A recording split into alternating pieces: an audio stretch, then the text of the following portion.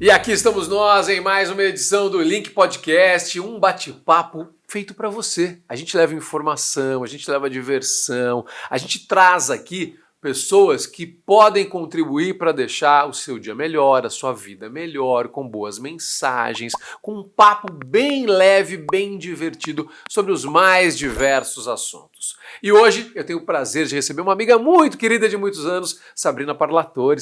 Que alegria ter você aqui! Ai, Celso, obrigada, que prazer. É sempre bom estar ao seu lado, sentir a tua energia. Você sempre tem coisas positivas e interessantes para dizer pra gente, né? Então, por isso é tão bom estar Obrigado. com você. Eu digo mesmo, fiquei tão feliz quando a Clarissa me falou assim, vamos trazer a Sabrina. Eu falei, yes, que legal, adoro ela. Foi ou não foi? Ai. Muito bom, obrigado por você ter vindo, viu? Obrigada a você pelo convite. Olha, deixa eu falar uma parada aqui importante, você que está acompanhando a gente pelo YouTube, você sabe o que tem que fazer, se inscrever no canal, clicar no sininho, compartilhar, dar joinha, aquela coisa toda. Você está vendo imagem, a Sá tá de máscara, e estamos vacinados, estamos testados, mas a Sabrina tá de máscara porque ela teve Covid 2 vezes, então ela tá super cuidadosa e tá certíssima nisso. Então é por isso que ela tá de máscara nessa nossa entrevista aqui. São os cuidados e a gente tem que apoiar, aplaudir. Galera, tem que se cuidar. Então, minha amiga, tamo junto. Obrigada. Vamos que vamos. Primeiro vamos aproveitar e falar disso, né? Você teve Covid 2 vezes, meu?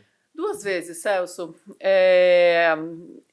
Eu acredito que por eu ter passado por quimioterapia, mesmo há 6 anos, o meu sistema imunológico ainda está abalado. Tá legal. Pela químio.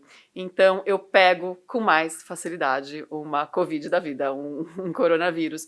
Então, e assim, eu sou super cuidadosa, sou super encanada, super preocupada com a Covid, e no entanto eu peguei em situações assim, em que eu me permiti por trabalho, né? Então, a primeira vez eu peguei com um músico que foi fazer uma live comigo na minha casa, só nós dois, ele com máscara, mas eventualmente tirou a máscara para tomar uma água, alguma coisa, era aquele auge em março, né, foi quando eu peguei de também. 2021, a P1 amazonense rolando doidado em São Paulo, e eu peguei mesmo assim, mesmo com uma certa distância de mim, tocando violão. Ele pegou a Covid grave, ele ficou muito mal, entubado. Eu peguei considerado leve, mas que não foi nada leve, né? Você sabe. Você não tem leve. Também não tem leve. Muitos sintomas, muito cansaço. E depois eu peguei novamente também num ambiente de trabalho, também sem máscara para poder apresentar, etc. e tal, com equipe reduzida, mas a gente nunca sabe. Né? Então, provavelmente foi ali que eu peguei. A gente também, eu não sei se foi ali, se foi no elevador, a gente não tem como saber. A verdade é essa. As pessoas me perguntam também, como você pegou? Eu falei, sei lá como eu peguei. Eu trabalhei 1 ano e meio e não aconteceu nada. Aí, de repente, eu peguei. Então, pode ser isso, no elevador, quando você sai do carro, encosta em alguma coisa, você não sabe. Você não sabe. Ninguém sabe direito sobre isso. E as sequelas. E eu tô com um zumbido no ouvido até hoje, como sequela. Eu tive um derrame no coração. Então eu vi isso daí, menina. Não tem assim nenhuma implicação grave, mas eu tenho que acompanhar. Tá. Então agora eu vou fazer mais exames para ver como tá isso. Mas assim, é muito difícil. E fora o psicológico da gente que fica abalado. Dá um medo, meu. Nem você me fala, fala. gente, por mais que o médico dissesse, não, tá tudo bem, você já passou da fase que poderia se agravar. Mas você não sabe, vai que amanhã acordo mal, não sei. A gente não sabe. E eu, mesmo sem indicação, eu fui sozinha pro hospital, fui pro pronto-socorro, falei, eu quero fazer um exame aí de tomografia. E claro, mas fez bem. É isso, mas a gente tem, ainda, a gente sabe muito pouco sobre essa doença ainda, é tudo muito novo. Felizmente a gente já tem vacinas, tomou já as 2 doses? Sim. Então a gente tem a vacina, a gente tem uma série de coisas, mas ainda é muito novo, muitas coisas nós vamos descobrir ainda. Então o importante vamos tomar cuidado, né? Vamos tomar cuidado. Então, já passamos esse medo aí, pelo amor de Deus. Sabrina, vamos lá, você citou aqui, eu ia começar falando da sua carreira, mas eu vou aproveitar o gancho que você me deu. Que você me falou da quimioterapia. Em 2015 você foi diagnosticada com câncer de mama. Exatamente. E aí? Foi uma bomba na tua vida? Me conta, minha amiga. Zuca, a gente nunca imagina que esse tipo de coisa vai acontecer com a gente, né? É sempre com o vizinho, com alguém distante, com o amigo do amigo, mas não, acontece com a gente, acontece com qualquer pessoa. Todo mundo me pergunta, mas por que você teve? Qual é a razão? Qual é a causa? Não se sabe. Eu sempre tive estilo de vida saudável, sempre pratiquei atividade física, me alimentei bem. Então, é porque pode acontecer. Basta ser mulher e envelhecer para ter câncer de mama. Isso todos os médicos dizem, né? Importante você falar isso. Importante. Exatamente, porque o próprio órgão, a glândula mamária, é um órgão já propenso à multiplicação de células, etc. e tal. Então, se a mulher vivesse por 200 anos, 100% delas teriam câncer de mama. Faz sentido, claro. Então, é claro que em mulheres jovens é mais raro, né? Abaixo de 35 anos é considerado muito raro, mas existe. Você foi diagnosticado aos 40 anos? Aos 40 anos. Tá. É importante dizer que, assim, eu sempre fazia os meus exames de rotina, todos os anos, desde novinha. Novinha Legal. eu fazia ultrassom de mama, que é o mais indicado para mulheres jovens. A mamografia é indicada pela Sociedade Brasileira de Mastologia a partir dos 40 anos de idade.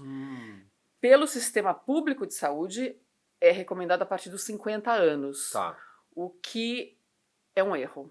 Porque aqui no Brasil, Devia ser muitas mulheres entre 40 e 50 estão sendo acometidas pelo câncer de mama.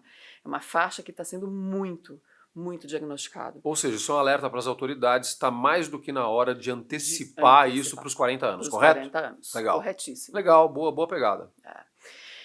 Então, eu Você estava com descobriu? 40 aos 40 anos. E o que? Numa mamografia? Como foi? Então, Celso, olha que coisa, eu gosto de contar essa história. Eu quero que você conte mesmo. Eu descobri aos 40 anos, eu estava assim, em casa, de repente eu passei a mão aqui no colo, no sofá, e, nossa, tem uma bolinha aqui. Era bem aqui, no seio esquerdo, na parte superior. Um carocinho. Falei, o que é isso e tal, bababá. Fui no médico, e aí fui fazer todos os exames no mesmo. Mas já se preocupou de cara? Me preocupei. Fui fazer mamografia e ultrassom no dia seguinte, já fui encaminhada para o mastologista, que é o médico especialista em mamas, e aí ele já olhou o exame, eu já vi a cara dele, que não era uma cara boa. Tá. Ele falou, quero que você faça biópsia hoje. Ou seja, antes da biópsia, no exame de imagem, ele bateu o olho pela experiência dele e ele falou, deu ruim. Exatamente, Tá. eles já sabem pela Tá. cara daquela imagem. Tá. E fiz, a biópsia saiu em 6 dias e deu resultado positivo. Só que um ano antes, em 2014, nos meus exames de rotina, que eu fazia todos os anos, como eu disse, eu fazia mamografia e ultrassom. No ultrassom, esse nódulo havia aparecido, Celso. A médica que estava fazendo o exame ali, e vai, e faz, e nanana, ela falou, olha, eu achei um nódulozinho aqui, eu não estou gostando da cara dele, eu estou colocando biópsia aqui, estou indicando biópsia. Só que o meu ginecologista, que me atendia na época, ele ignorou essa informação. Ele falou, não precisa fazer biópsia não, nódulos em mulheres são muito comuns, a gente vai acompanhar. Olha a gravidade da situação. E já era esse nódulo, já era o câncer, um ano antes. Você podia ter tirado isso? Com muito mais facilidade, eu poderia ter passado por um tratamento muito mais leve. Porque, um ano depois, quando eu descobri, ele tinha dobrado de tamanho, porque se tratava de um subtipo de câncer de mama muito agressivo, que se chama triplo negativo. Tem vários subtipos de câncer de mama, tem os hormonais, e tem esse triplo negativo, que ele não é hormônio responsivo, então não se sabe a origem dele. Tá legal.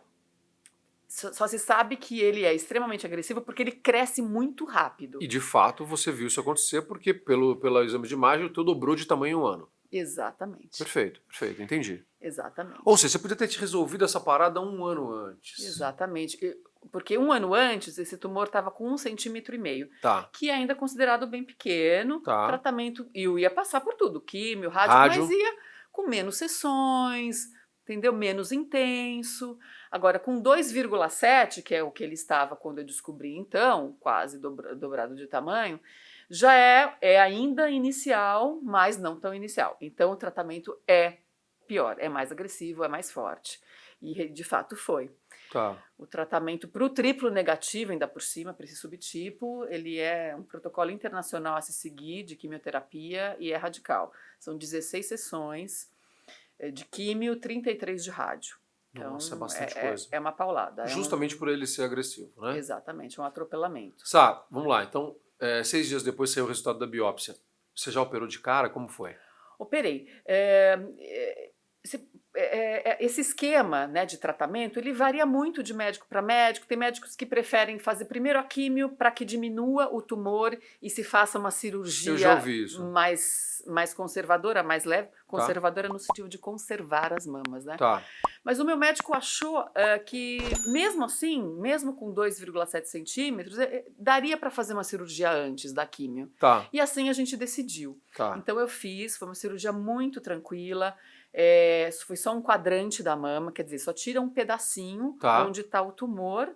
Não precisei colocar próteses, nada. Tá. Foi muito tranquilo, uma incisão pela auréola, não tenho cicatriz, assim, realmente, esteticamente, do jeito que entrou, saiu a minha mama, assim. Tá. Então, para uma mulher, isso já é uma vitória. Claro, lógico. Né? Porque tem mulheres que, infelizmente, passam por uma cirurgia mais radical, perdem parte de tecido, de pele, às vezes o bico do seio, muitas perdem. Então, eu comecei muito bem de cara o meu tratamento com esse resultado maravilhoso da cirurgia, né? E é importante você falar isso, só que apesar, mesmo com este, vamos chamar de 1 ano de atraso, né? Uhum. Ainda assim, você é uma pessoa preocupada com a saúde e você fazendo exames todos os anos, você pegou muito no começo, o que permitiu que isso fosse mais tranquilo também, né? Exatamente, porque o diagnóstico precoce, ele tem altíssimas chances de cura, assim, mais de 95% de chances de cura. Que é muito bom, né? É muito bom.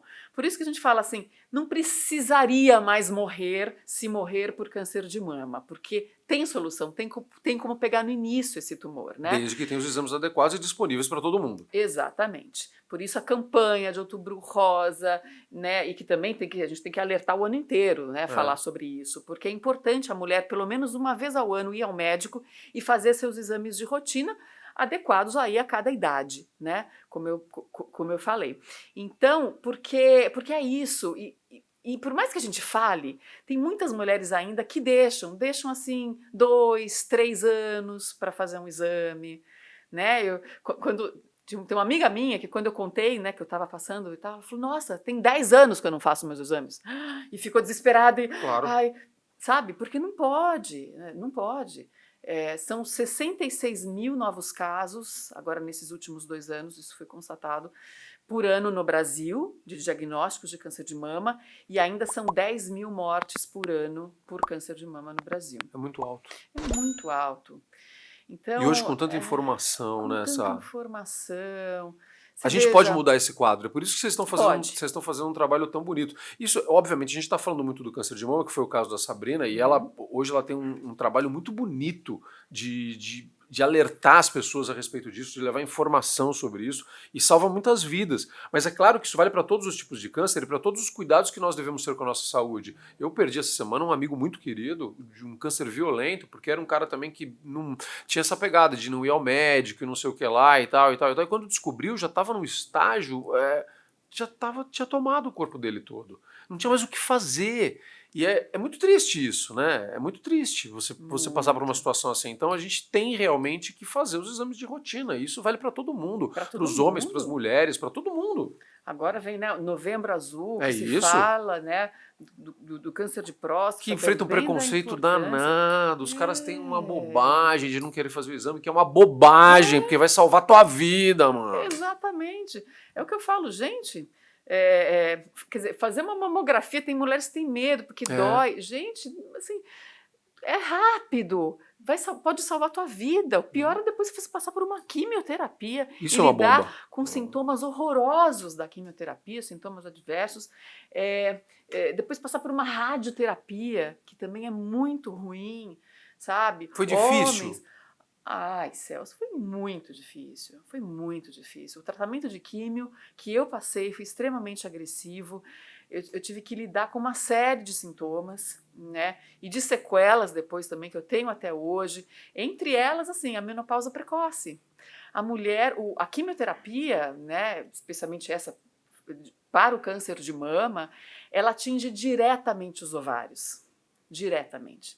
Então, se a mulher é mais nova, ela provavelmente não vai passar por essa menopausa temporária ou definitiva, né? Agora, como eu ali já nos 40 e tal, para mim foi assim fatal. Realmente atingiu diretamente os meus ovários, eu parei de menstruar. Depois até minha menstruação voltou e tal, mas muito irregular, e assim, eu tô a caminho da menopausa, mas assim, com todos os sintomas. E um paciente, né, ex-paciente oncológico, jamais vai poder fazer uma reposição hormonal. Entendi. Porque assim, a mulher quando entra na menopausa, Ela pode fazer a reposição. ela faz uma reposição hormonal e aí combate aí todos os sintomas. Ameniza ali, né? Os sintomas de falta de libido, de suores, Calor. de insônia, de fadiga. E eu, por exemplo, eu não posso fazer uma reposição hormonal. Então, eu tento lidar de uma outra forma. Então, a medicina alternativa, a acupuntura, a meditação, yoga, tudo isso ajuda muito, né? O estado emocional também. E você é uma pessoa sempre com esse astral muito legal, você vai pra cima, eu tenho certeza. Procura. Mas não, você tem isso, você tem isso. Escuta, em algum momento, a partir do momento que você teve a notícia, você teve medo de não conseguir vencer a doença? Isso passa pela tua cabeça? Você sempre acreditou que ia dar certo? Como foi isso pra você? Como é que você lidou com isso? Celso, eu até me emociono, assim, né? Porque por mais que a gente saiba e receba um prognóstico bom, né?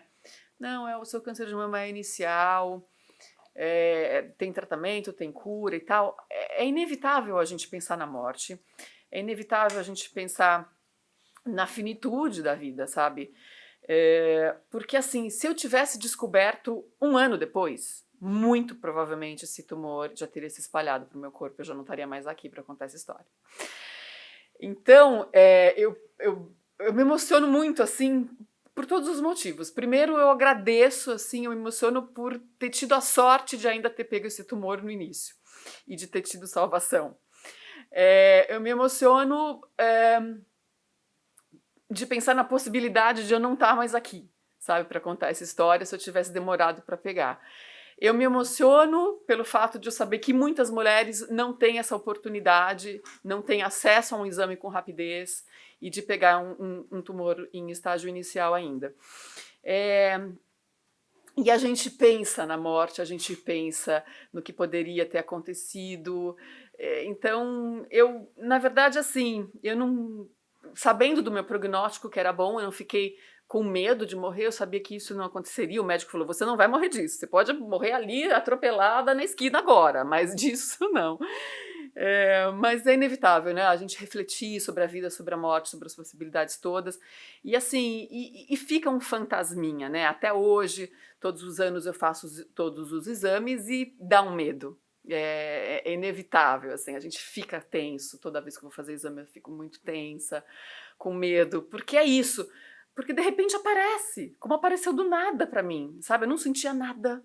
Porque, gente, o tumor de mama, ele não avisa. Um câncer, ele não avisa. Quando ele te avisar, é porque a coisa tá séria. É porque ele já está avançado. Então, o câncer é silencioso. É isso que as pessoas precisam entender. Você pode achar que você não tem nada. Ótimo. Mas assim, vai fazer os seus exames, porque pode ter alguma coisa crescendo em você silenciosamente. Tão pequenininha que você não vai saber. Você não vai saber, não vai nem sentir, nem tocar. Por isso que assim, o exame do toque é bom, claro, a gente sempre se tocar e tal, mas... Te salvou?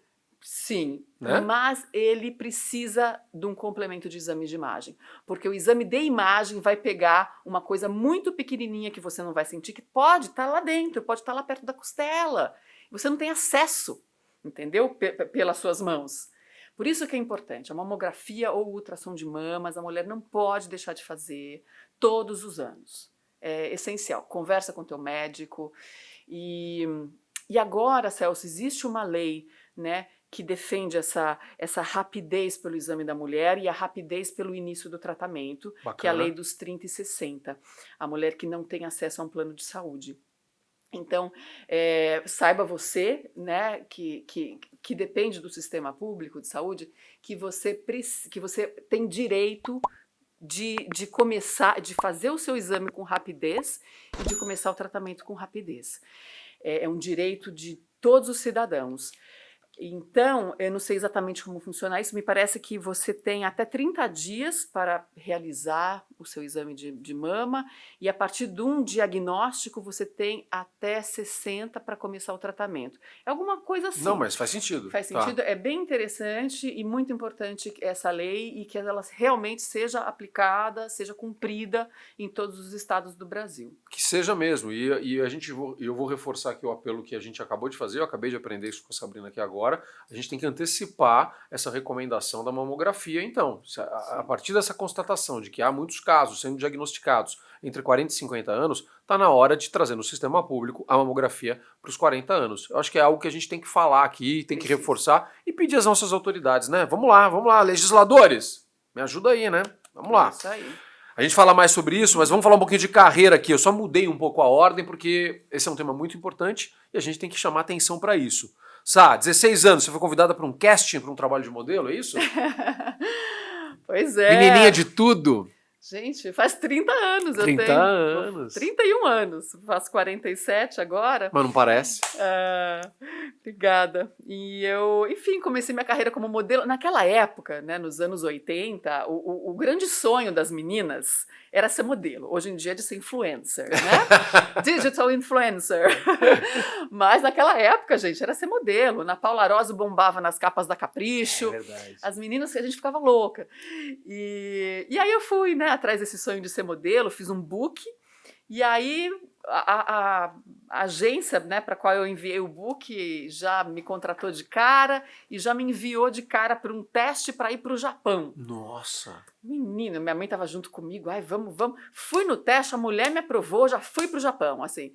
Então eu comecei minha carreira no Japão, Que depois de incrível 2 isso. meses eu estava lá sozinha aos 16 anos, Celso. Meu Deus. Sozinha, fui sozinha, me virei sozinha, andava para cima e para baixo de trem, de metrô por aquela cidade, lá por Tóquio. Deve ter sido incrível a experiência, né? Incrível, né? Comecei minha experiência profissional em Tóquio, sozinha e já me virando, né, para morar sozinha, etc. Quanto tempo você ficou lá? Incrível e intensa, né? Eu fui 4 vezes no período entre os meus 16 e 20 anos. Fui 4 vezes, Bastante. quer dizer, todo ano. Uhum. Eu ia e cada vez eu ficava 3 meses, em média. Uma experiência incrível, né? Imagino. E muito intensa, né, para uma adolescente. Eu digo que eu fui uma adolescente que não teve férias. Porque, assim, durante o ano eu estudava e nas minhas férias escolares eu trabalhava. No Japão. No Japão. É, logo ali. Aqui do lado. Mas foi incrível, né? Foi incrível, foi incrível. Apoio legal da família, tua mãe, como foi? Muito. Meu pai e minha mãe me apoiaram, mas minha mãe sofria, né? Imagina. Tadinha. Ela dizia que ela assim, não dormia nos primeiros dias, né? Imagina a filha sozinha no Japão, se virando, trabalhando. Era bem sofrido, assim. E imagina mãe, que né? a gente não tinha WhatsApp, né, gente? Então a comunicação com o Japão não era exatamente uma coisa fácil. Sabe qual era a comunicação mais moderna da época? O fax. Fax! Então você Incrível. mandava assim: oi mãe, por fax, está tudo bem. Meu, sensacional isso. E eu tinha que, da minha casa, eu tinha que andar assim uns 2 quilômetros, onde ficava o único telefone internacional, o orelhão, né, um telefone público internacional, onde eu podia fazer a ligação para o Brasil, né? Então eu lembro que eu pegava um táxi, eu ia a pé mesmo, então eu combinava o horário de ligar para minha mãe ou, né, para alguém aqui no Brasil, que também tem o fuso horário, madrugada, né, de 12 horas de diferença. Então a gente combinava, era todo um esquema. Imagina hoje, né? Hoje com FaceTime, WhatsApp, né? O mundo ficou desse tamanho, Ficou né? desse tamanho, tadinha. Minha mãe sofreu na época, viu, gente? Imagino, pra falar com a filhinha cara. do outro lado do mundo. Eu imagino, mãezona, é isso mesmo. Escuta, aí você terminou ensino médio em Campinas, né? Aí você fez teste pra ser VJ da MTV, é isso? Exatamente. Como é que foi? Conta aí. Foi muito inesperado. Eu tava com 20 anos. Tá. E eu tava Você de férias. É de Campinas? Não, eu sou de São Paulo mesmo, mas eu morei em Campinas, morei em Analândia, que é uma outra cidadezinha mais no interior. E eu lembro que era janeiro de 95, eu tava de férias, e aí o pessoal da agência de modelos, né, da qual eu fazia parte, me ligou e falou: Sabrina, tá rolando um teste para ser VJ da MTV, tá afim? Eu, sei lá, vou ver qual que é. E em Campinas, eu morava em Campinas na época ainda, né? Eu vinha para São Paulo para trabalhos, mas ainda morava lá. E em Campinas, na minha casa não pegava MTV, então eu não assistia. Não é que eu era uma telespectadora da MTV, não era. Sabia, de vez em quando eu via na casa de alguém, mas eu não conhecia direito. E eu fui meio como quem não quer nada fazer o teste. Que legal! Aí quando eu cheguei lá... Por isso que dá certo, né? Pois Quanto é, menos né? expectativa a gente tem, não é? Eu É acho. verdade. Ah, Aí eu cheguei lá, era uma produtora que ficava na Vila Madalena, onde estava sendo feitos os testes, e eu fui. Sabe quando você chega, você se sente bem naquele ambiente, com aquelas pessoas? Era uma vibe muito legal. Eu falei, nossa, que coisa interessante isso daqui, né? E aí foi uma entrevista que fizeram comigo, uma câmera, e eu ali, perguntaram da minha vida, o que eu entendia de música. E eu fui super sincera, eu falei, olha, não entendo nada de música. Eu ouço rádio, normal, assim. E você sabe que o que chamou a atenção deles foi essa crueza, foi a honestidade. E, então eles queriam justamente uma menina crua, que não entendesse mesmo de música e que aprendesse junto com a audiência. Legal, hein? Olha que interessante. Bem Eles não legal. queriam alguém experiente, chegando, pá, alguém que não tivesse experiência de TV e nem de Nem de música. música. Olha que coisa. Muito Então, legal. eu comecei na MTV, assim, aprendendo junto com o público, me informando, né, claro, estudando e me envolvendo com aquele universo da música e da TV e aprendendo junto. Qual foi o primeiro programa que você fez lá? Non-stop. Ah, que legal. Era na madrugada e foi muito legal, porque eu comecei escondidinha na madrugada, o que é muito bom pra gente ir adquirindo experiência. Pronto, perfeito, né? E logo foi outubro de 95 que eu estreiei. Ah. E logo na sequência veio o verão. Eu fui chamada para apresentar o Suor MTV ao lado do João Gordo. Ah, essa que divertido. figura. Figuraça. E aí foi um estouro esse verão. Foi um sucesso absurdo de crítica, de patrocínio. Foi uma loucura aquele verão. Quando eu voltei, já me escalaram para apresentar um dos principais programas da casa, que foi o Disque MTV e o Top 20 Brasil, os dois principais. A Cuca tinha acabado de sair, era ela quem apresentava esses programas, ela tinha saído para outros desafios profissionais e me colocaram, então. E aí foi um sucesso, né? Eu sou a Sabrina do Disque MTV para sempre. Que coisa boa. As pessoas me Mas é legal isso. É muito legal. Isso é muito legal. Foram 5 anos de MTV? 5. Parece que foi mais, né? Não é? Porque você fez tanta coisa lá. Tanta coisa. 5 anos. Foi uma tremenda escola. Ah, uma tremenda escola. Demais, né? A gente na época não tinha nem noção do que aquilo representava, né? Hoje, vendo essa coisa toda de redes sociais, os influenciadores, é o que falam, assim, os VJs eram os influenciadores da época, né? Era aquela turminha ali de, sei lá, 15 VJs e que a gente não tinha nem noção. Ai, se tivesse rede social naquela época. Imagina que beleza, o que ia ser de publi, hein? Fala sério. Nossa Senhora!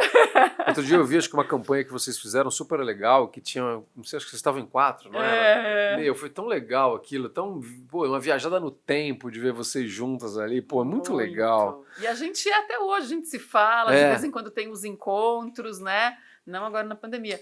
E tem essa vibe, a galera é muito unida, assim, sabe? Quando a gente se encontra, né, rola essa conexão e tem a música e... é muito gostoso. Foi um grupo muito especial, assim, que se formou ali de VJs. E que fizeram história. É um marco para todos nós, para o universo da televisão, para o jeito de fazer televisão, um jeito descolado que não existia, um jeito descontraído, um jeito de conversar com o público, do jeito que o público fala. A televisão tinha uma barreira gigante, era tudo muito distante, né? Especialmente do público jovem. O público jovem não se via na televisão, não se encontrava na televisão. O linguajar, o jeito de falar. A televisão não tinha gíria, não tinha nada. Era uma barreira, então, que a gente não se encontrava ali. Aí vocês fizeram a gente se encontrar, né? Exatamente. As pessoas se identificavam muito com os VJs. E eu me lembro, assim, eu sabia disso e eu tinha um senso de responsabilidade muito grande, assim. Eu falava, gente, eu estou falando para um público que está em formação, né? Então, assim, eu vou tomar muito cuidado com o que eu falo, com o jeito de falar, com o meu português. Que legal. Né? Porque hoje eu vejo, assim, eu acho muito bacana essa era que a gente está vivendo dos influenciadores, e tem muita gente boa e importante fazendo um trabalho bonito, mas, por outro lado, tem muita gente que não está nem aí para o seu público. Eu vejo tanta informação errada, sabe, tanta gente falando errado, passando mensagens ruins. Você fala, gente, o que é isso? Porque as pessoas têm esse acesso. Então, esse acesso, por um lado, é maravilhoso, mas, por outro lado, é muito perigoso. Quem está produzindo esse conteúdo tem que ter responsabilidade. Responsabilidade, critério. Então, assim, eu não vejo isso hoje em dia, e eu vivi uma época que isso era prioritário pra gente. Verdade. Sabe? Nos preocupar com a pessoa que está assistindo, com a educação dessa pessoa, né? E com o efeito que aquilo que você está passando pode ter na vida daquela pessoa, nos atos daquela pessoa. Exatamente.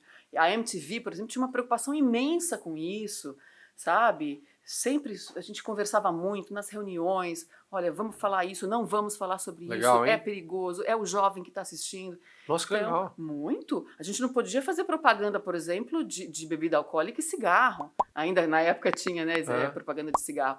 Não podia fazer de jeito nenhum. Tanto que teve uma VJ amiga nossa que ela acabou optando. Ela pegou uma campanha muito grande, não me lembro se foi álcool, se foi alguma coisa assim, e ela saiu da MTV para poder fazer essa campanha, mas também ela tinha outros projetos, né, ela ficou pouco tempo lá.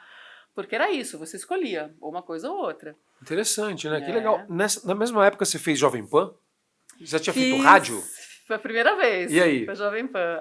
Foi muito legal. Que é a mãe do podcast, né? O rádio é o papai do podcast, o vovô do podcast. O que a gente está fazendo aqui nada mais é do que o rádio na hora que você ouve na hora que você quer, né? Exatamente. Foi muito bacana. Muito bacana. Fazer as mais pedidas lá. Um pouquinho do que eu fazia na MTV, né? Eu fazia lá na Foi bom? Foi legal? Foi super legal, né? O rádio tem um alcance muito grande, acho que até hoje, né? Foi muito interessante também ter entrado por uma outra mídia, assim. A gente vai crescendo e vai aprendendo. E aí a gente acabou trabalhando junto na Band, nos anos 2000, né? Como é que foi essa a tua chegada à Band? Essa eu sei as respostas, mas eu vou perguntar mesmo assim. Me conta aí, vai lá. Foi um desafio, né? De ir para uma TV comercial, né? Desse porte. E foi um grande desafio. Fiquei 4 anos na Band. Fiquei bastante tempo, fiz bastante coisa lá, conheci pessoas incríveis como o Zucatelli. Minha amiga. No jornalismo, né? O Zuca sempre foi essa pessoa inteligente, culta, todo serião. Agora ele tá bem despojado. Amiga. É bom que a gente vai evoluindo e passando por tantas experiências, né? E nos reinventando, né, Zucatelli? Eu vejo a Ana Paula Padrão, né, fazendo esse trabalho lindo, ela que veio do jornalismo, aquela coisa séria. E hoje eu vejo ela tão feliz, né, e ela diz isso muito, né, e eu vejo você também, assim, legal, sabe, né? brilhando, Obrigado, amiga. né, só crescendo, é muito bacana isso. E a Band foi um degrau, assim, foi muito importante eu conhecer esse outro lado da televisão, né, com outras condições, com outras situações, com outras responsabilidades.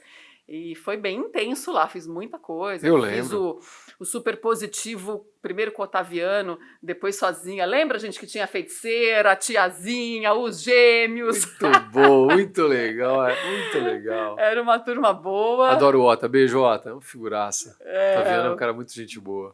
E aí era um programa ao vivo, de segunda a sexta-feira, em horário nobre, das 8h30 às 10 da noite, né? Era extrema responsabilidade.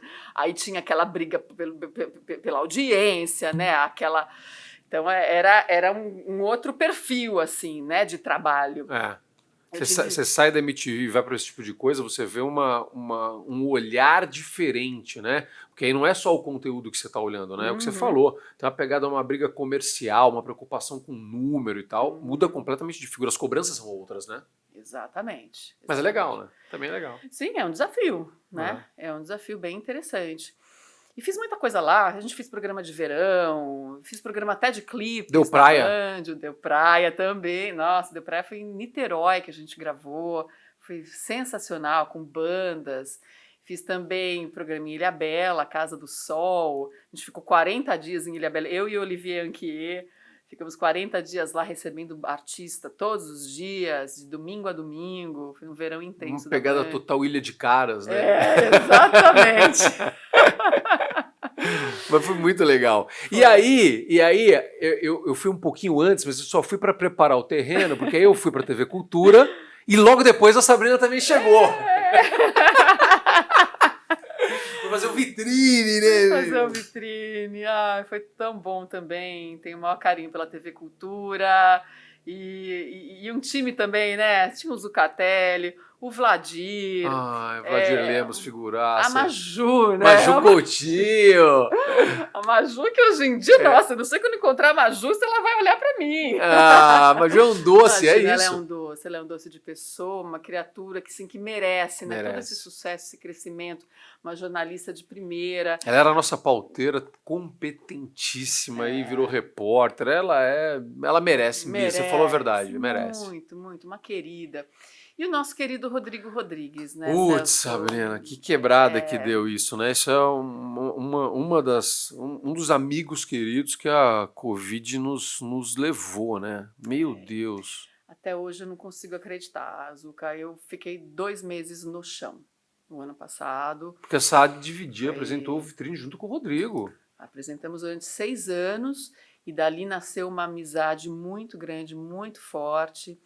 O Rodrigo era meu melhor amigo, a gente se falava toda semana, né? Mesmo depois que a gente já tinha saído da cultura, a gente fazia 1000 coisas juntos, tinha projetos e trabalhos. Então, assim, foi um baque muito grande, é inacreditável. O Rodrigo é uma pessoa, né? Quem conheceu o Rodrigo pessoalmente, pessoa viva, presente, preocupada com todos os amigos. Sempre preocupado. E sempre com uma coisa divertida para te falar. Sempre ele tinha uma energia que era um negócio delicioso. Aliás, eu vou pedir até para o pessoal colocar na edição aqui. Coloca um pouquinho do Rodrigo nos Soundtrackers, por favor.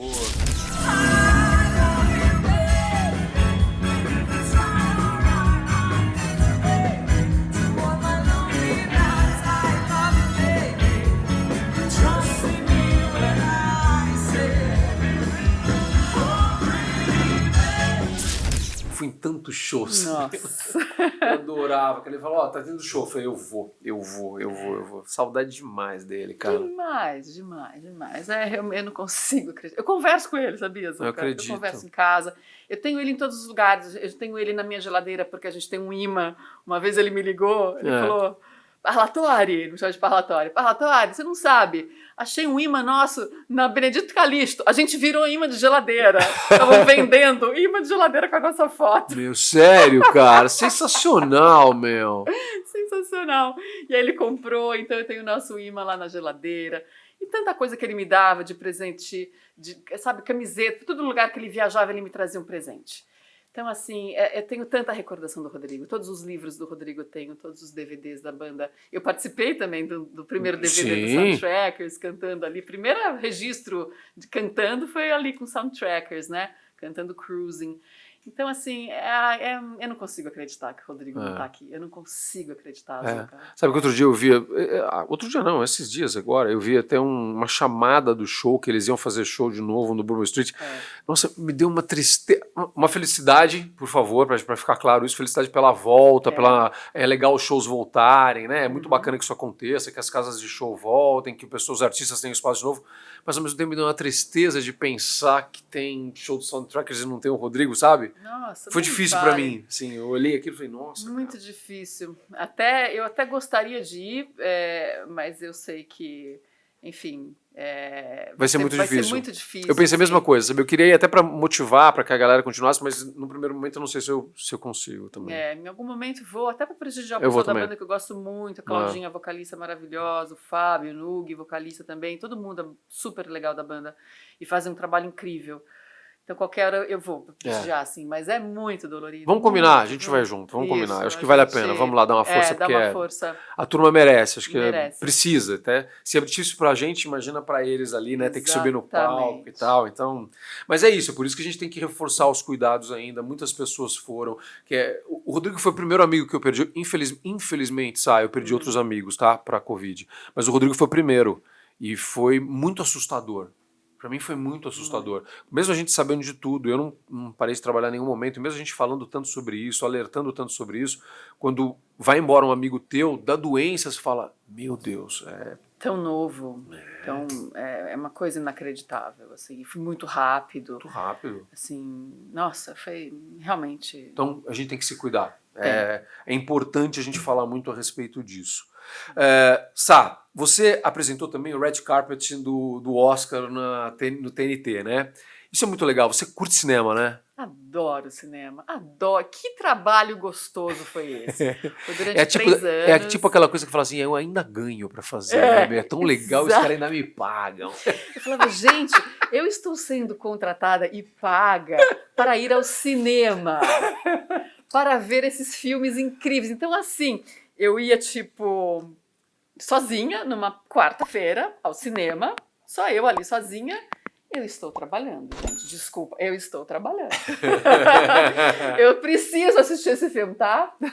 Porque eu vou comentar e falar dele. Porque eu preciso de informação. Então, foi um trabalho maravilhoso. A gente fazia nos Estados Unidos, era pela Turner, né? A TNT da Turner, então a sede da Turner é em Atlanta. Tá.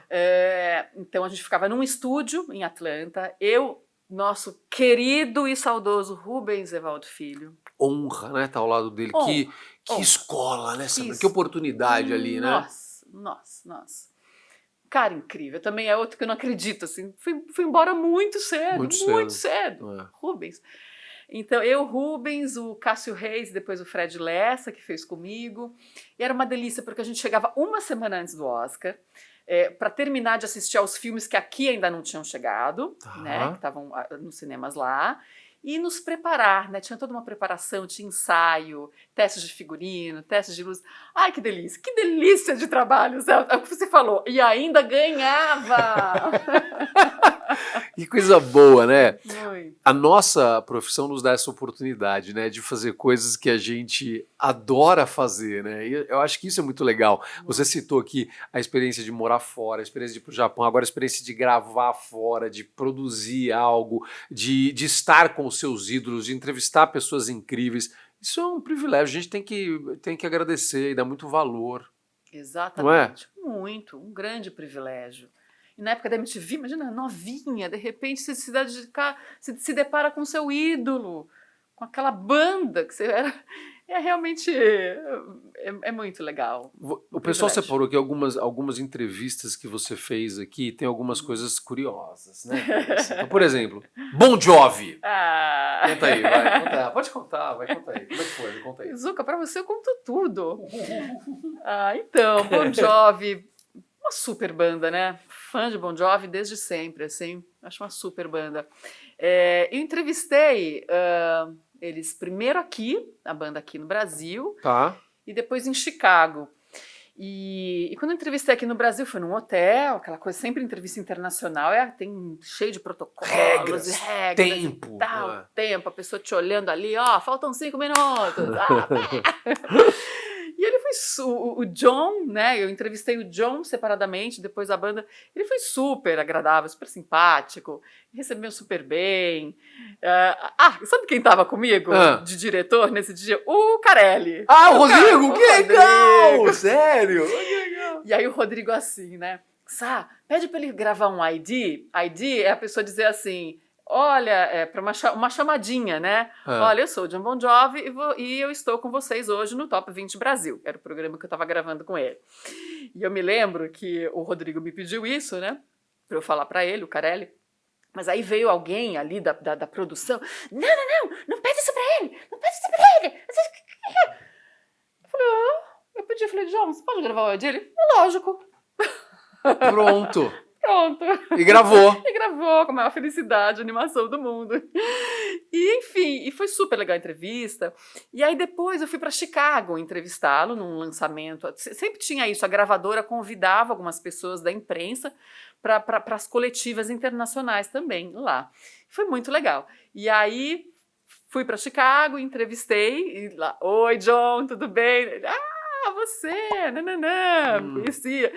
Mas aí, gente, rolou uma fofoca. Uma fofoca. Atenção. De que teria rolado ali uma paquera, não sei o quê. Gente, não rolou nada. Ele chavecou!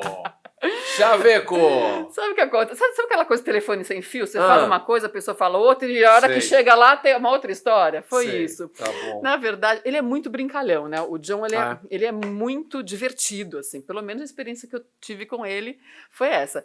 E aí ele brincou. Eu falei, na entrevista eu falei, qual a próxima vez que vocês vão para o Brasil? Já tem alguma coisa agendada? Ele falou, eu quero muito voltar para o Brasil, mas posso ficar na sua casa da próxima vez? E aí foi isso, pronto. Pra que ele foi brincar desse jeito? Brincar. Pra quê?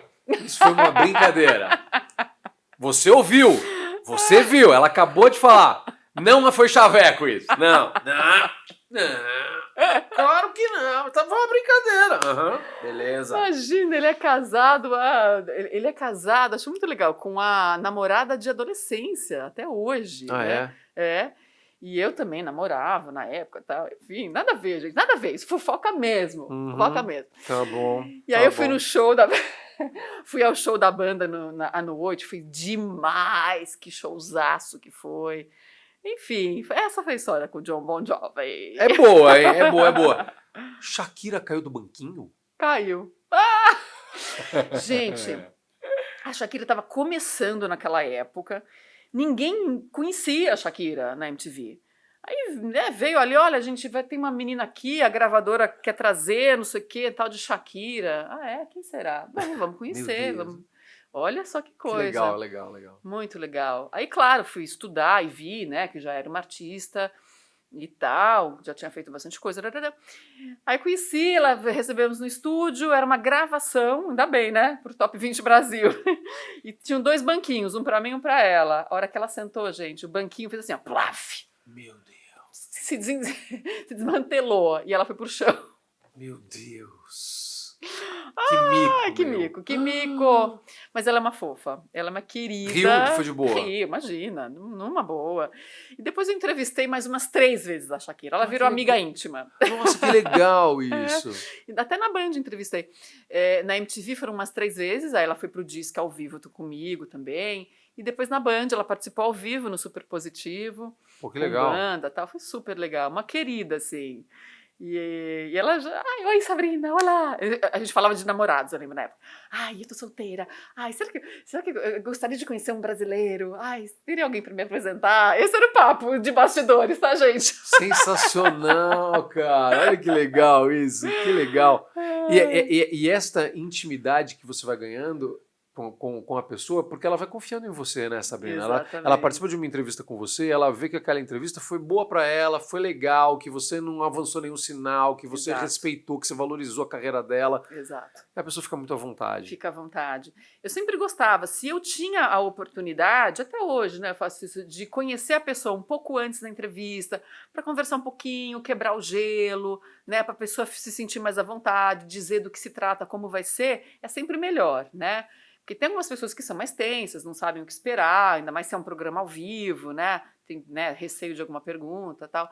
Então eu gostava sempre de tranquilizar esse tipo de artista, assim.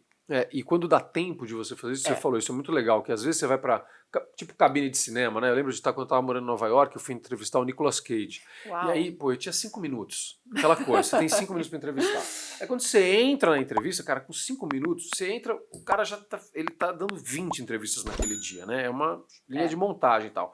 Aí você entra, não sei o que lá, e cheio de regras e não sei o que. Até o cara descontrair, você já tá no final da entrevista. Exato. A gente até consegue fazer, depois de um tempo você consegue. Mas é uma pena, porque você gostaria de ter mais tempo, porque aí a hora que o cara ficou solto, já tá curtindo aquilo lá, tá acabando. Exatamente. É isso, né? Então é legal quando você tem esse tempo antes, isso é bacana. Eu tô vendo várias outras situações aqui. A Cristina Aguilera não queria ser entrevistada porque você tava com uma roupa parecida? Eu sabia que a gente ia chegar na Aguilera. Não, o que aconteceu, assim, só para deixar claro, fã-clubes da Cristina Aguilera, parem de me odiar, por favor. Eu sou muito fã da Cristina Aguilera. Sempre fui. Acho ela uma baita artista, uma das maiores vozes do entretenimento, da música.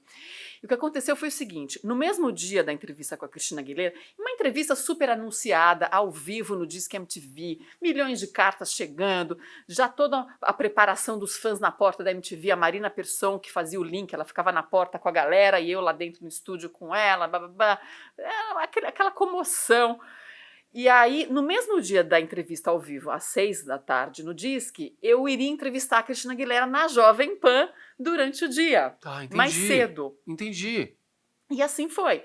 Cheguei na Jovem Pan e sempre quando eu ia na época, a gente não tinha essa coisa de câmera. Rádio era só áudio. Era só áudio. Não tem essa coisa, transmitindo também pelo YouTube. Não tem câmera no estúdio do rádio, né? Exatamente. Então, sempre quando eu ia para a Jovem Pan gravar o programa... Só uma coisa, sabe? Muitas vezes que eu fiz jornal de política na rádio, falando sobre política, economia, eu estava de bermuda e chinelo. E não foram poucas vezes, entrevistando o ministro, porque a entrevista era por telefone lá em Brasília, e o Zucca de bermuda e chinelão. E era assim, rádio era assim, não tinha problema, desculpa. Mas era exatamente o que eu ia te falar. Eu fui pra Jovem Pan de bermuda jeans, camiseta e chinelo. Eu não sabia, desculpa, eu não sabia. Eu saí assim... Chega lá, eu estou com esse figurino. E chega a Aguilera, ela estava toda montada, porque ela estava dando entrevista também, uma atrás da outra, durante o dia inteiro, né, de imprensa e tal. Aí, sentou lá, fiz a entrevista, foi bacana, biriri, barará. Então, nos vemos mais tarde na MTV. Legal, até mais tarde. Fui para a MTV, me arrumei, fui para maquiagem, fiz cabelo, maquiagem, figurino, bababá, estou lá. Na maquiagem, fazendo os últimos retoques, não sei o que, faltava uma meia hora pra gente entrar no ar ao vivo, e ela chegou e foi para a maquiagem. Oi, Cristina, oi, então eu, Sabrina. Ela, você? Da Jovem Pan, beleza. Então, até daqui a pouco, super bacana, vai ser assim, tal, entrevista, tal. Ela e o manager, o empresário dela juntos. Bom, aí eu saí de lá e fui, né, me preparar para entrevista, pegar roteiro, para não sei o quê, ir por estúdio, bababá. De repente, chega a Marina Persson correndo. Sabrina, você não sabe o que aconteceu no camarim depois que você saiu. Porque a Marina estava no camarim também. Estávamos eu, a Marina, num cantinho lá se maquiando para fazer o ao vivo lá fora com a gente, e a maquiadora e a Cristina Aguilera e o empresário. Eu saí e a Marina ficou e aconteceu um lance lá no camarim, sem eu estar presente. Bom, a Cristina Aguilera vira para o empresário dela e fala assim, eu não vou ser entrevistada por essa menina. Ela está vestida exatamente como eu. Você tá de brincadeira. Eu tava com uma blusinha, uma mini saia e uma bota de cano alto. Tá. Ela tava assim também, porque era figurino na época, era moda, enfim, acho que é até hoje, não sei. Ela também tava com uma mini blusa, uma sainha e uma bota, enfim, normal. Mas enfim, E era a mesma roupa que ela tava usando... Mais cedo ela tinha trocado? Não, eu acho que ela tinha trocado. Eu não me lembro, mas eu acho que ela tinha trocado. Então não tinha nem como falar que você tinha copiado, né, exatamente. Pô. Porque de uma coisa, de um programa para outro, você muda o figurino. Não não tá igual, né? Em todas as entrevistas e tal. Então, enfim, a Marina veio e me contou isso. Você não sabe. A Cristina Aguilera falou que você estava igual a ela, dando piti. Falou para o empresário que ela não ia, que queriam que arrumasse um apresentador homem para entrevistá-la. Nossa, meu, nossa! Que climança! Um clima. Aí, o empresário dela, sabendo da situação, né, não tem como trocar o apresentador, ainda mais esse negócio ao vivo, faltava ali 20 minutos. Aí o empresário começou a falar com ela, Don't worry, baby, you are the star! You are the star!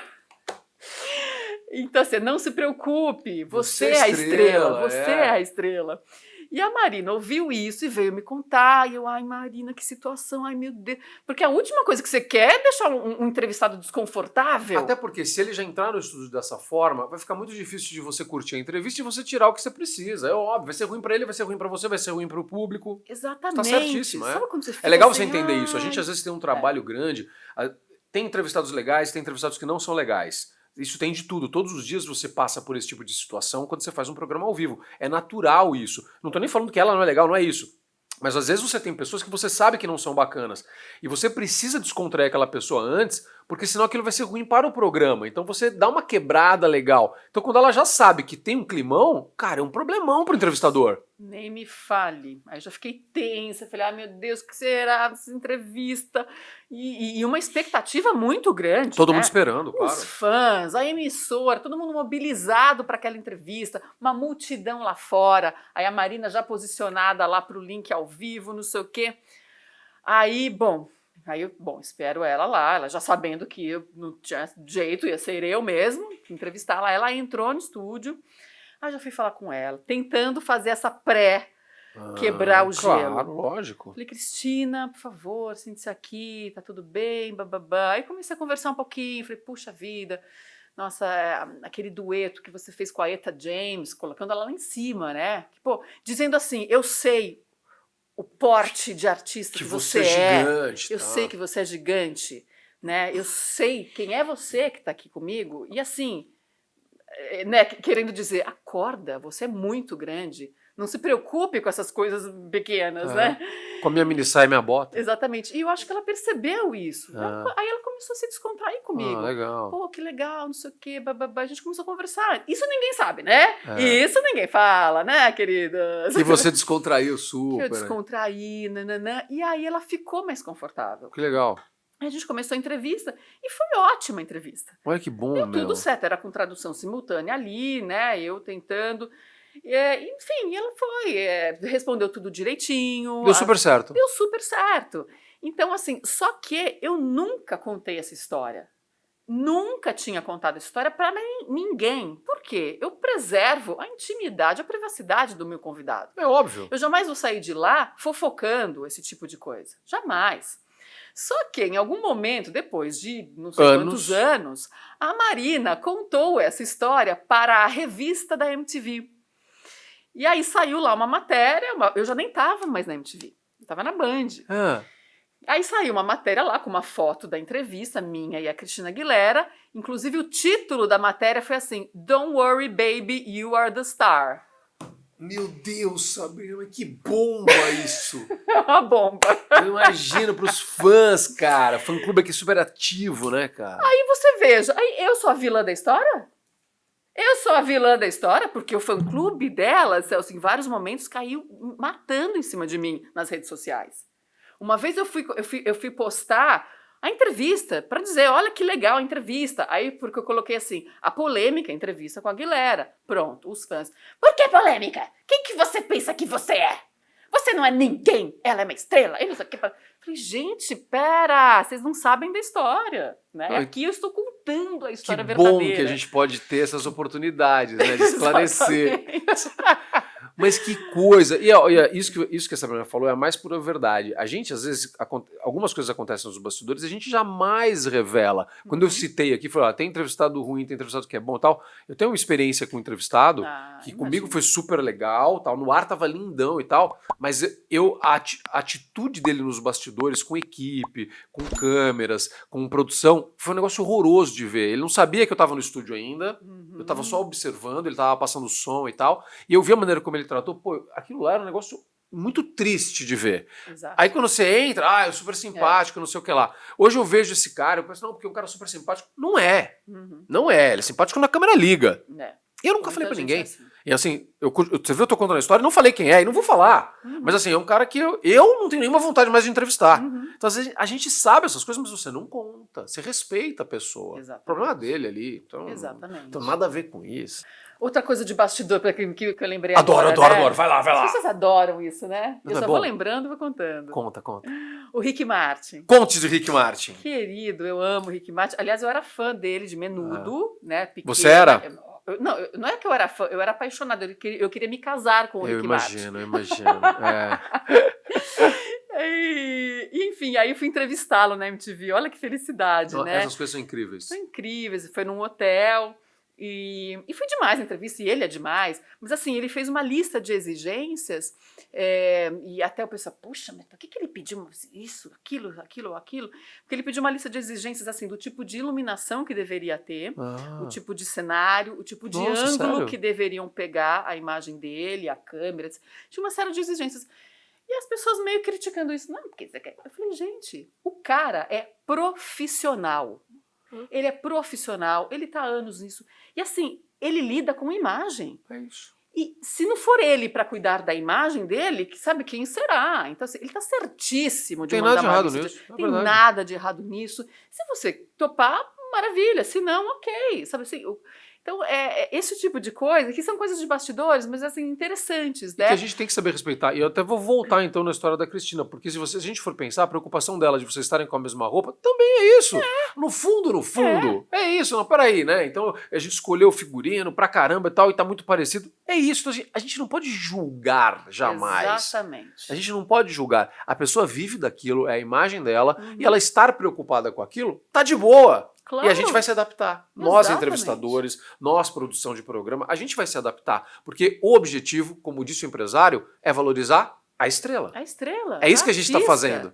Exatamente. Legal. Ela tá ali porque a gente admira o trabalho dela. É isso. Por isso que a gente quer entrevistá-la, porque a gente tem interesse sobre o trabalho dela. É isso. É sobre ela, né? E não é sobre mim. Então, assim, as pessoas precisam entender isso, né? E antes de julgar. Né? Porque é muito julgamento. As pessoas adoram. É muito fácil julgar, né, gente?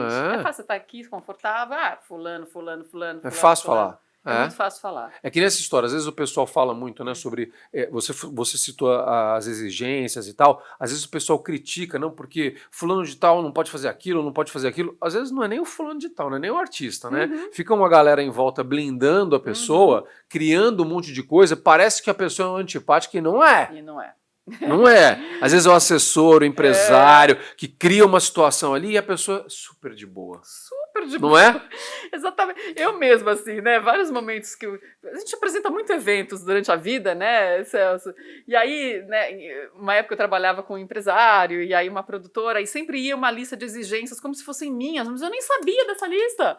Sabe, você era assim, não, porque tem que ter isso no camarim, um monte de comida, não sei o quê. Eu sou uma pessoa que não come antes de evento. Eu como muito leve, uma coisinha Ela leve. não quis nem comer o biscoitinho aqui, que é de batata doce, cara, com polvilho, que é uma delícia, que é a mãe da Clarissa que faz aqui da nossa produção. Mas eu vou levar pra cá. Ou seja, não precisava ter nada daquilo no camarim, né? Nada, porque eu como assim, eu gosto de comer uma canja, por exemplo, tomar uma canjinha, porque aquilo vai me alimentar e é leve para eu poder falar, apresentar. Você não pode comer um batalhão de coisa, um caminhão de coisa e fazer o seu trabalho de apresentador. Não combina, gente. Então, e quando eu percebia, quem comia era o empresário, era a produtora. Era pra ele a exigência, né? Isso acontece Muito. Mas sabe o que é verdade também, às vezes a gente faz muito mestre de cerimônias, né, tal. E aí tem não sei o que lá, e tem o jantar, aí eu chego lá e vejo tudo aquilo, eu falo, eu não como nada disso, eu não vou comer, porque em geral eu também não gosto de comer, eu só tomo água, eu não gosto de comer nada, tal, porque não quero, não é a hora de eu fazer isso, tal, eu tô focado no evento, tal, não... Exatamente. E tem um monte de coisa, eu falo, cara, eu fico até mal, porque parece um puta desperdício, né, cara? Desperdício, exatamente. Eu não vou comer aquilo, tal. Essas coisas são engraçadíssimas, né? São muito engraçadas. Mas são divertidas. São coisas de bastidores e a gente aprende muito com esses artistas. Você citou alguns exemplos aí, a gente aprende muito. Às vezes você nem ficava pensando tão preocupado com essa parada da luz e não sei o que lá, tal, do estúdio. E aí quando ele fala, você fala, pô, verdade, eu vou aprender. Exato. Vou crescer com estas informações, né? Exatamente. Sabrina, como é que foi a virada para a carreira musical? Como é que isso aconteceu? Como é que isso bateu em você? Bom, você já contou que você, quando começou nesse universo da MTV, você não era uma especialista em música, você foi aprendendo junto com a audiência, junto com o público, que é muito legal, mas como que a Sabrina se envolveu com o mundo da música até se transformar numa profissional da música? Imagina, a gente vai caminhando, vai tentando. Não, né? ela é ótima. Me conta. Eu sempre gostei, assim, de cantarolar com os amigos em casa, aquela coisa, né? Sempre tive amigos músicos e aqueles saraus e tal, sempre gostei desse clima. E aí, na MTV, até entrevistando artistas, às vezes os artistas tocando, algum programa que a gente estava fazendo, eu dava uma cantarolada junto. E sempre rolava um incentivo de alguém, pô, você é afinada, por que você não canta? A Ivete Sangalo me falava muito, pô, você é afinada, vai fazer umas aulas de canto, você manda bem, não sei o quê, aquele jeitão dela. E aí eu fui amadurecendo. É um senhor incentivo, né? O incentivo da Ivete Sangalo, fala sério, né? Pelo amor de Deus, não é qualquer incentivo, né?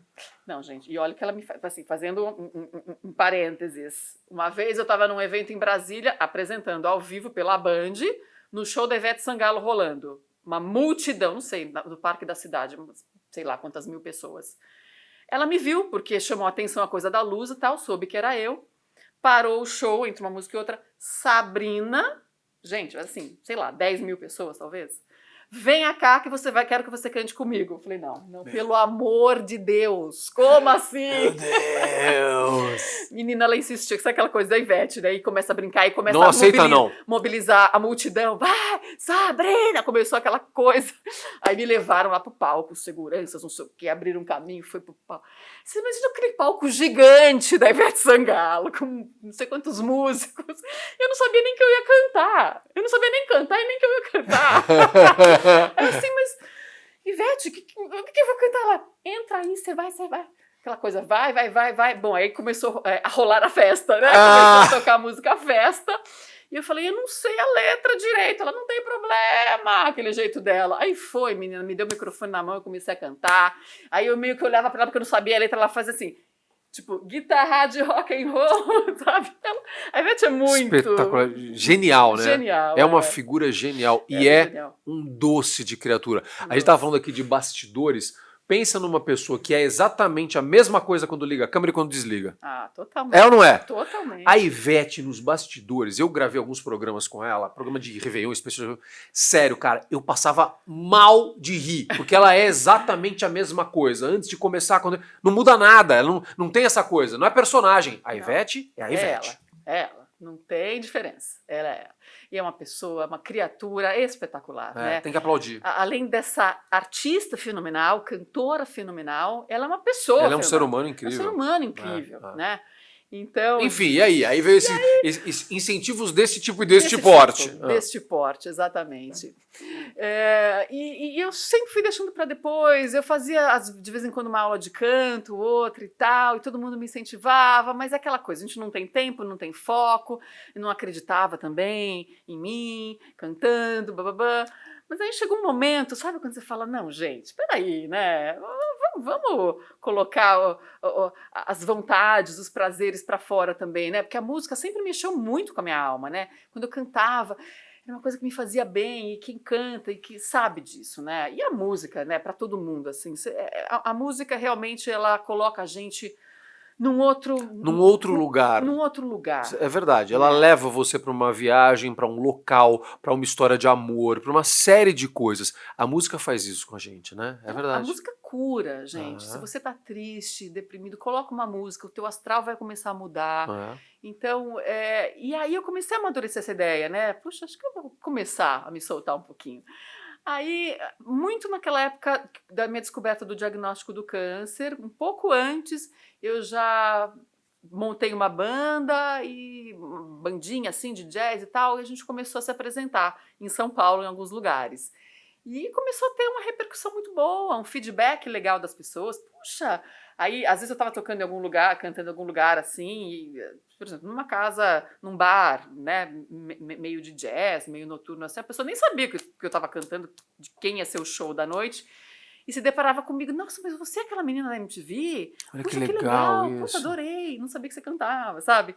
Então eu comecei a ter esse tipo de feedback muito positivo. Você sabe que eu descobri assim, né, também? Vou te falar que eu descobri assim, eu fui, não sei se você vai lembrar disso, mas eu fui à inauguração de uma loja de bolos Uma loja de bolos na Vila Madalena. Lógico que eu me lembro. E as donas dessa franquia são minhas amigas. Queridas. São queridas. E são muito amigas, muito amigas. A gente estava dando uma força para elas nesse crescimento ali, nesse nascimento da franquia.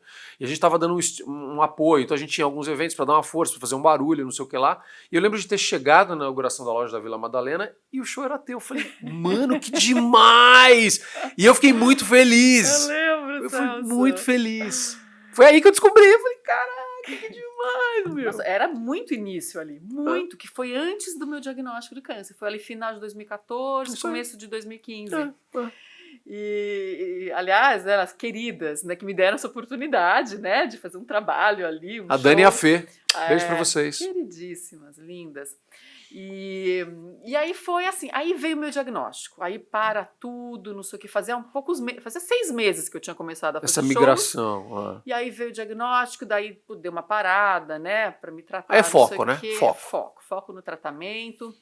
E aí depois, mas você sabe que aí durante o tratamento isso se fortaleceu muito. Eu falei, nossa, eu adoro música, eu vou focar mais nisso, vou me empenhar, né, e investir na música mesmo, porque é o que eu gosto. E aí depois, em 2016, eu conheci o Menescal num show que me convidaram para fazer lá em Pernambuco. Conheci o Menescal, daí a gente começou a conversar, a gente acabou fazendo show juntos. Nossa. E ele foi um super incentivo. Privilégio, né? Um super privilégio. E aí, na sequência, veio o convite da Globo para eu participar do Popstar, que foi, né, esse programa onde personalidades de diversas áreas que gostam de cantar e cantam participassem dessa competição. E foi uma experiência incrível, foi assim, um presente, né? Depois de tudo que eu tinha passado com o meu tratamento, né, ali ainda me recuperando, foi uma experiência maravilhosa, um desafio grande de você cantar ao vivo, diante de 10 pessoas da música, como de júri, no júri, e um público, né, para Globo, uma audiência lá em cima. E foi espetacular, assim. Aí me estimulou mais ainda a querer cantar, e ouvindo estímulos e comentários também, né, das próprias pessoas da música.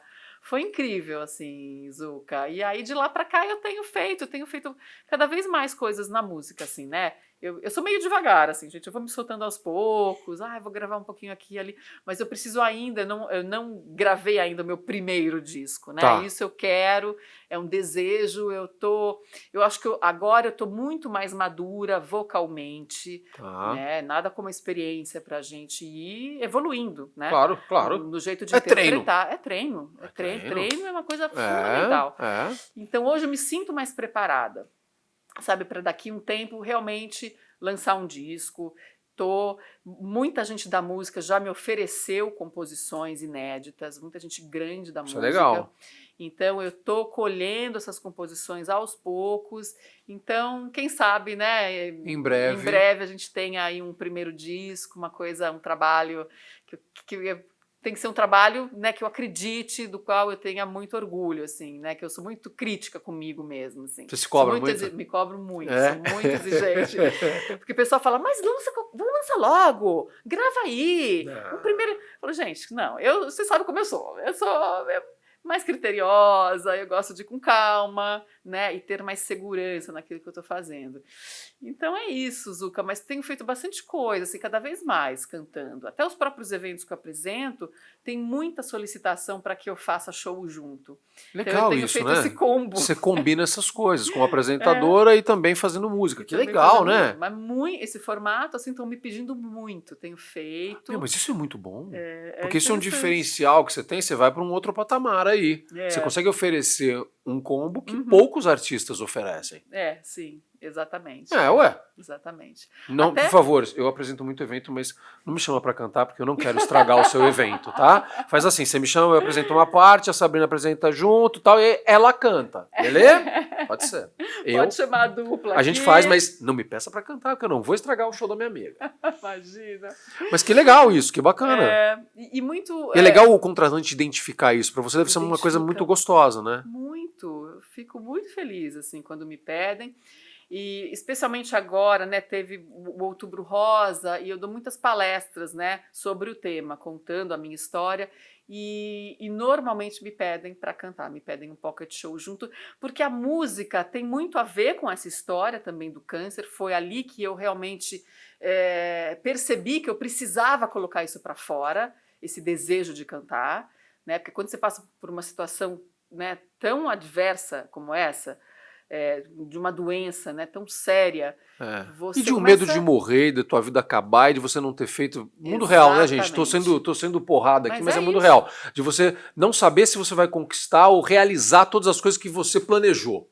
Exatamente, certo? Que você deseja. É isso. Aí você fala, por que eu tô esperando? Por que não? Cara. Né? Aí você vai, não, eu vou pra cima. Isso te dá força, te dá estímulo para realizar as coisas que você quer na vida, para seguir caminhos mais felizes na tua vida. E a música é um desses caminhos, né? Então, por isso que a minha história com o câncer de mama tem muito a ver com a música, é muito ligada à música. E as pessoas me pedem para cantar no final, né? Porque é como se fosse assim, olha agora, né? Depois de tudo, de todo o sofrimento, vem agora a música, que é coisa mais linda do que isso, né? Com esse final, assim. Então é muito, muito bonito.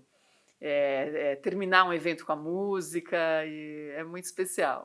Então eu vou fazer uma coisa aqui, a gente vai se despedir, eu vou convidar você para conhecer também as redes sociais da Sabrina. Convida a galera aí, Sabrina. Fala suas redes sociais. Como é que a galera te acha nas redes sociais? Bom, Instagram, Sabrina Parla Oficial, esse é meu Instagram, ali vocês já vão achar rapidinho, digitando o meu nome também. Tem no Facebook também, meu nome Sabrina Parlatore, mas eu sou mais atuante mesmo no Instagram. Instagram, Facebook, né? Eu também, Instagram ficou. E é isso, e tô sempre ali atualizando com informações do que eu estou fazendo, os eventos de música, palestras sobre o câncer de mama. Que é muito importante. Então, se você quiser levar isso para tua empresa, levar isso para o grupo e tal, fala com a Sabrina. A gente começou esse bate-papo com essa história, mas isso é muito importante para mulheres, para homens, para chefes, para a turma do RH. É muito legal o pessoal ouvir quem tem tanta coisa para falar. Então, entre em contato com a Sabrina, porque você vai ter um conteúdo muito bacana para levar para a tua equipe, para o seu time, um conteúdo realmente transformador. Ela faz isso ainda com essa vibração, com essa energia bacana. É muito legal. Eu vou pedir para nossa produção, depois que a gente se despedir aqui, para colocar um vídeo da Sabrina cantando nesse podcast, um vídeo e um áudio, beleza, Clarissa? Vamos encerrar com música. Ela não falou que saia com música legal? Então, vamos fazer isso. Pode ser? Fechado? Sá, obrigado. Que alegria ter você aqui, minha amiga. Ai, Zuca, é maravilhoso. Sou seu fã, você é um querido, um profissional de primeira e um ser humano de primeira, né? É por isso que, assim, é muito bom estar com você sempre, sempre. Uma alegria, uma honra. Te amo, minha amiga. Um beijo no seu coração. Obrigado! Obrigada! Valeu! Obrigada a você que nos acompanha nas plataformas de áudio, você sabe o que fazer, tem que compartilhar pra galera, dizer, olha, tem um bate-papo incrível com a Sabrina, você tem que curtir, é super importante, você vai ouvir coisas incríveis, espalha. E você que tá no YouTube sabe, repito, clica no sininho, se inscreve no canal, dá o joinha, que joinha é muito importante, deveria ser, poder dar, uma mesma pessoa devia poder dar 1000 joinhas, mas você pode dar um, então dá um, que não tem problema, e a gente fica muito feliz. E com vocês, Sabrina, música. Beijo.